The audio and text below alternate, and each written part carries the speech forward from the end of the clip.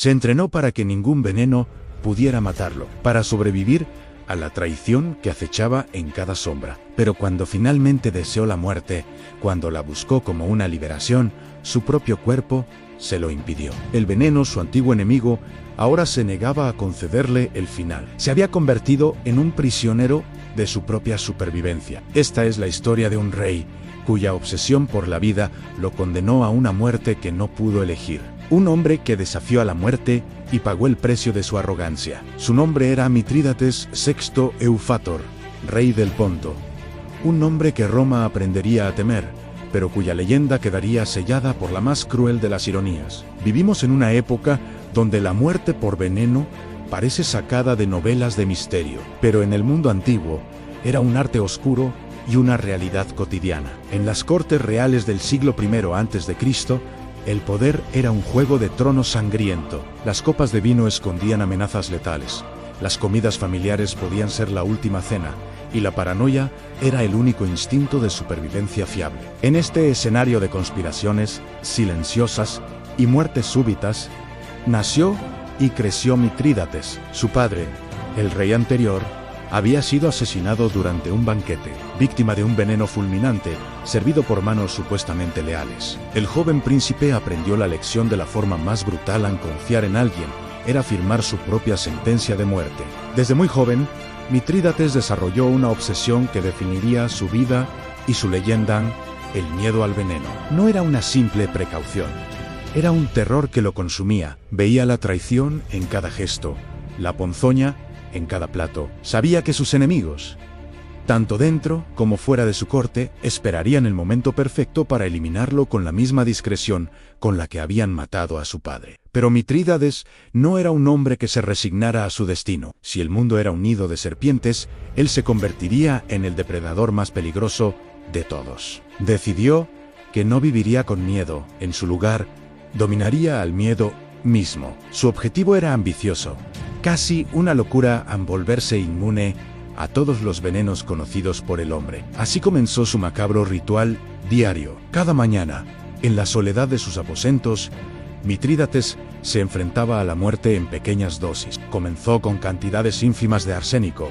luego cicuta, acónito y veneno de serpientes. Mezclaba pequeñas porciones de estas sustancias letales en su comida y bebida, calculando la dosis con una precisión de alquimista. Su cuerpo reaccionaba con temblores, fiebres y dolores agónicos. Cada día era una batalla al borde del abismo, un coqueteo con el Fainam, pero sobrevivía, y al día siguiente aumentaba la dosis. Lentamente, metódicamente, estaba entrenando a su organismo para reconocer, combatir y neutralizar las toxinas más potentes del mundo. Se dice que experimentaba con criminales condenados a muerte, probando nuevos venenos y antídotos en ellos para perfeccionar sus conocimientos. Su cuerpo se convirtió en un laboratorio viviente y su voluntad en una fortaleza inquebrantable. Este proceso, esta búsqueda obsesiva de la inmunidad, daría origen a un concepto que ha perdurado a través de los siglos, el mitridatismo. La idea de que la exposición gradual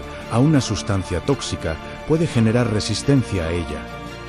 Mitrídates no solo buscaba protegerse, estaba creando una ciencia a partir de su paranoia. Coleccionaba toxinas de todos los rincones del mundo conocido y estudiaba sus efectos con una dedicación fanática. Su conocimiento sobre venenos y antídotos se volvió legendario, tan vasto y profundo, que algunos creían que poseía poderes sobrenaturales. Pero no había magia en su método, solo una disciplina férrea y un deseo de vivir tan poderoso que estaba dispuesto a morir un poco cada día para lograrlo. Su cuerpo, marcado por años de autoenvenenamiento, se había transformado. Ya no era un hombre vulnerable, era un baluarte contra la muerte sigilosa. Esta reputación de invencibilidad no tardó en extenderse más allá de las fronteras del Ponto. En Roma, el poder emergente que devoraba el Mediterráneo, el nombre de Mitrídates comenzó a susurrarse con una mezcla de temor y respeto. No era solo un rey bárbaro más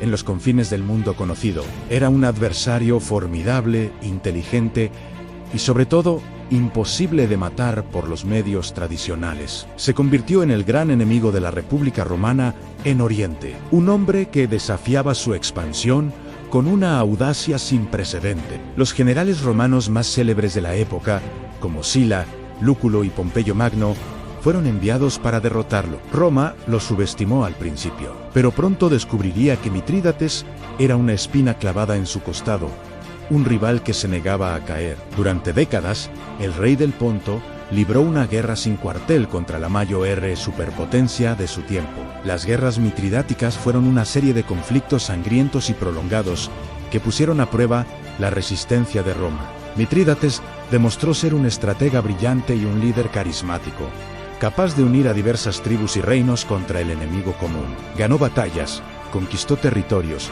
y humilló a las legiones romanas en más de una ocasión. Parecía que su voluntad indomable era tan inmune a la derrota como su cuerpo lo era al veneno. Pero Roma era implacable. Su poder era como una marea que, aunque retrocediera, siempre volvía con más fuerza. Poco a poco, la fortuna de Mitrídates comenzó a cambiar. Derrota tras derrota, fue perdiendo sus tierras, sus ejércitos y sus aliados. Fue empujado cada vez más hacia los márgenes de su propio reino. Un rey fugitivo, cazado por el poder de Roma. Finalmente, acorralado y traicionado, llegó el momento trágico. Refugiado en su última fortaleza en el Ponto, con las legiones de Pompeyo Magno a las puertas, Mitrídates supo que el final había llegado. Había perdido su reino, su familia se había vuelto en su contra, y su propio hijo, Farneses, había liderado una rebelión para entregar el reino a los romanos. Derrotado, humillado y sin escapatoria, Mitrídates decidió que moriría en sus propios términos. No se entregaría a sus enemigos para ser exhibido como un trofeo en las calles de Roma. Eligió la muerte que siempre había temido y que creía haber dominado, el veneno. Sacó un frasco que contenía una dosis letal, suficiente para matar a varios hombres. Se lo bebió de un trago, esperando el rápido abrazo de la oscuridad. Y entonces, nada, esperó el dolor, los espasmos, el frío de la muerte. Pero su cuerpo, el mismo cuerpo que había entrenado durante décadas para sobrevivir, se negó a obedecer. El veneno no le hizo efecto. En ese instante, su mayor logro se convirtió en su peor maldición. La inmunidad por la que tanto había luchado ahora le negaba la única salida que le quedaba. Estaba atrapado. Su cuerpo, esa fortaleza que había construido con tanto esmero, se había vuelto su prisión. El veneno no podía matarlo, pero tampoco podía salvarlo de la deshonra. En su desesperación, intentó quitarse la vida con su espada, pero sus manos, debilitadas por la edad y la angustia, temblaban. La ironía era absoluta. El hombre que desafió a la muerte ahora era incapaz de encontrarla. En un último acto de desesperación, se giró hacia su leal guardaespaldas Galo y le ordenó que lo matara. El soldado, con lágrimas en los ojos, obedeció. La espada de un sirviente leal logró lo que el veneno más potente no pudo. Mitrídates VI, el rey invencible, murió no por veneno, sino por el acero. Así termina la historia del rey que quiso ser inmortal y acabó suplicando por la muerte. Pasó toda su vida preparándose para un final que nunca llegó y fue condenado por el mismo mecanismo que había creado para salvarse. Su obsesión por controlar su destino lo llevó a una trampa de la que no pudo escapar. Mitrídates desafió a la muerte, y la muerte, a su manera retorcida, le dio una última lección. A veces, el precio de sobrevivir a toda costa es perder el derecho a elegir nuestro propio final. La mayor ironía de la historia no es que muriera, sino que cuando quiso hacerlo, la vida se aferró a él con la misma tenacidad que él se había aferrado a ella. Su legado no es solo